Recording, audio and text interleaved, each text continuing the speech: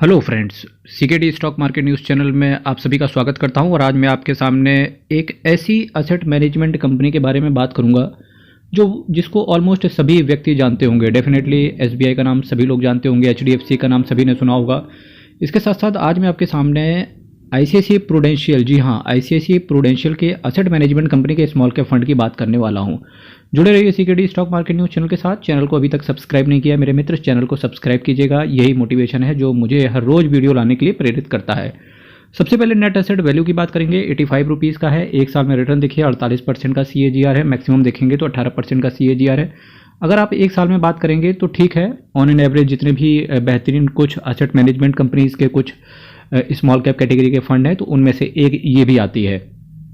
पर वहीं अगर मैं अब मैक्सिमम इस म्यूचुअल फंड की बात करूं तो डेफिनेटली अपने पीयर कंपेटिटर से काफ़ी कम रिटर्न इन्होंने बना के दिया है, केवल 18% का। यानी कि अगर आप मिड कैप कैटेगरी के किसी भी म्यूचुअल फंड में होते तो डेफिनेटली इतना तो उसमें ही मिल जाता।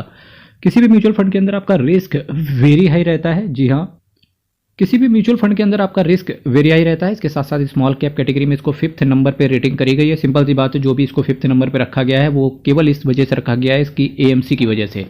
वैल्यू रिसर्च ने इस म्यूचुअल फंड को 4 आउट ऑफ 5 रेट किया है। अनीश तावाकले एंड श्री शर्मा साहब आपके पैसे को मैनेज करके चल रहे हैं।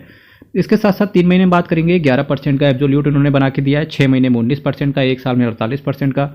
3 साल में ऑलमोस्ट पैसा डबल हो गया। 5 साल में भी पैसे को 2 गुना कर दिया और 10 साल में इन्होंने पैसे को 5.5 गुना कर दिया है। 10 साल में 5.5 गुना। किसी भी फिक्स डिपॉजिट से, रेकरिंग डिपॉजिट से काफ़ी अच्छा रिटर्न है ये। रिस्क म्यूचुअल फंड के अंदर जैसा कि आपको पता है कि बहुत ज़्यादा रहता है। ICICI prudential small cap fund की बात करेंगे। जी हाँ, कोशिश आप हमेशा ये करें कि हमेशा आप डायरेक्ट प्लान के साथ रहें। 7,455 करोड़ का असेट साइज ये दिखा रहा है कि इन्वेस्टर्स का भी भरोसा है, पर जितना होना चाहिए उतना भरोसा नहीं है। और सिंपल सी बात है, रिटर्न भी इनका अदर कंपेटिटर से कम ही है लॉन्ग टर्म में। एक एक्सपेंस रेशियो की बात करेंगे तो काफ़ी थोड़ा सा एक्सपेंस रेशियो, अब जिनका भी ये पैसा लगा हुआ है तो डेफिनेटली 2-4% के लिए इधर उधर नहीं करना चाहिए। सिंपल सी बात है, जिस म्यूचुअल फंड में आप बने हुए हैं अगर आपको वो रिटर्न ठीक ठाक बना के दे रहा है, यानी कि 17-18% का रिटर्न बना के दे रहा है, तो इतनी जल्दी आपको एग्जिट नहीं करना चाहिए जब तक कि कुछ अंडर डेवलपमेंट किसी म्यूचुअल फंड के अंदर ना होने लगे। इसके लिए सिंपल सी बात है, आप अपने फाइनेंशियल एडवाइजर से एक बार जरूर पूछिएगा कि आपके लिए कौन सा म्यूचुअल फंड सूटेबल रहेगा।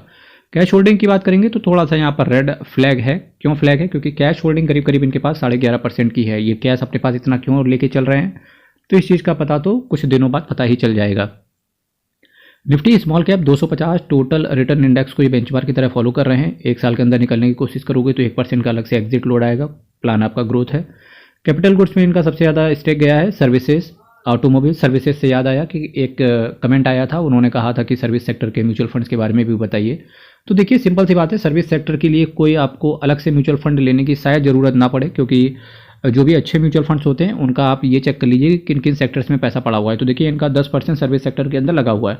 कोशिश करें कि अपने पोर्टफोलियो को डाइवर्सिफाई करके चलें। अगर आप शेयर मार्केट के अंदर हैं, अगर आप म्यूचुअल फंड की दुनिया में हैं, तो कुछ ऐसे ही म्यूचुअल फंड में इन्वेस्ट करें जहां पर थोड़ा सा डाइवर्सिफिकेशन हो।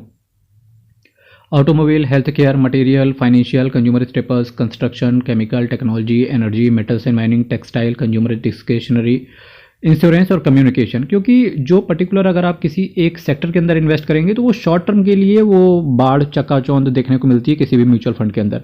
लॉन्ग टर्म में ओवरऑल सेक्टर ऊपर जाने चाहिए सारे के सारे, तभी आपको एक अच्छा म्यूचुअल फंड आपको रिटर्न बना के दे सकता है।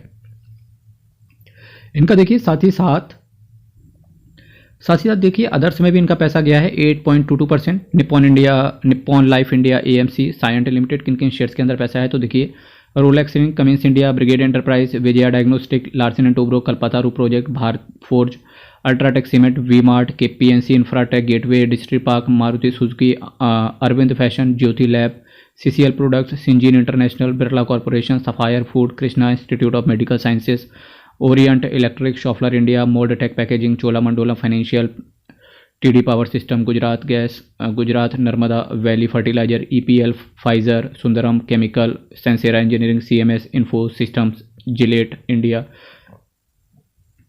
तो देखिए, ये भी कंपनी लिस्टेड है, Gillette India Limited, Tamil Nadu News Print, Carborundum Universal, CI Automotive, EIH, Mahindra Life Space Developer, Mangalore Refinery, Sagar Cement, Pricol Limited, Grindwell Norton, Sundaram Fasteners, FDC, SGS Enterprise, VRL Logistics, Birla Soft, Jamna Auto Industries. ये कुछ शेयर्स हैं जहां इन्वेस्टर्स का पैसा पड़ा हुआ है। अगर आप इंटरेस्टेड हैं आईसीआईसीआई प्रूडेंशियल के स्मॉल कैप पे तो एक बार आपको इन म्यूचुअल फंड्स के भी रिव्यू देखने चाहिए। Quant small cap, Nippon India small cap and HSBC small cap, Tata small cap, bank of India small cap, ठीक है, इन सब का एक बार रिव्यू चेक करना, साथ ही साथ HDFC small cap. ICICI prudential AMC की बात करेंगे तो देखिए 6,71,909 करोड़ का असेट अंडर मैनेजमेंट है, काफ़ी बड़ा है। 244 स्कीम को ये मैनेज करके चलते हैं। मेरे भाई चैनल को सब्सक्राइब कीजिएगा, वीडियो को लाइक कीजिएगा। ऑल इन ऑल बात करें तो म्यूचुअल फंड ठीक ठाक सा है, ठीक है। तो चलिए यहीं से वीडियो को विराम देंगे। चैनल को सब्सक्राइब कीजिएगा। बहुत बहुत धन्यवाद।